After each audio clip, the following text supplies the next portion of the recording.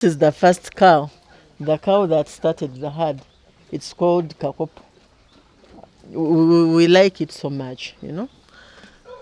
It's our first cow. So it's the grandmother of Yes, it's our grandmother. And it is still performing. It is still performing so well. And if I don't tell you and you look at all of them, you cannot tell unless I've told you. And your question was why is it nutrition so crucial crucial.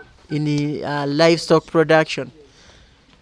Nutrition, actually, when even we look at the cost of production, it contributes close to 75% cost of production.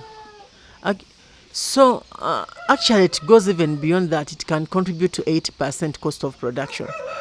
Nutrition is very core in that. Despite the fact even others are core like breed and the housing is also core, plus the health. But nutrition is very core in that. You know, it clearly determines the vigor. The breed may be good. It clearly supports the vigor of that particular. The vigor may be good because the breed is good, but then it supports the growth rate. It supports the feed conversion rate, because if you've given a good nutrition, the rate at which this feed is going to be converted, if you've created enough microflora in the stomach of this animal, the rate at which this feed is going to be digested and even converted into nutrients and absorbed is going to be so high. And we look at the different ingredients that or nutrients that can contribute to that. So nutrition is very crucial. We don't just feed for the sake of feeding. And once you don't feed so well, this animal is going to grow a little bit stunted. They will not grow to your expectation. They will not, because remember I told you there is an objective that we are targeting. We've got a breeding objective. So if your nutrition is not very, very crucial and you're not doing it rightly, the chances are very high that you're not going to achieve your breeding objective, despite of having a very good breed, despite of having a very good structure like this one, and despite of also doing the preventative treatments and even the curative treatments.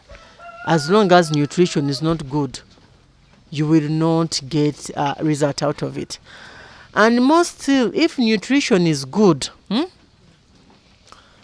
the chances that your animals, it boosts immunity.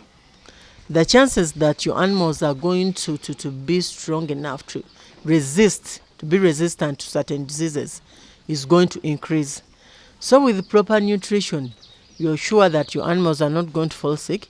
You're sure of having better productivity. You're sure of having, in terms of growth and in terms of milk production, and you're sure that your animals are going to reach the puberty age at the right time. And probably I would like to give you an example.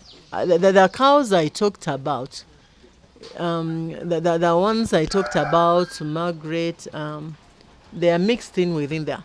Margaret, Liz, Mukisa, that came into heat before they clicked a yam. You know, I remember they would come into heat and we don't give them, and I don't inseminate them. Then they came into heat the second time. I refused to inseminate. Then the third time I was like, now enough is enough. Let me inseminate.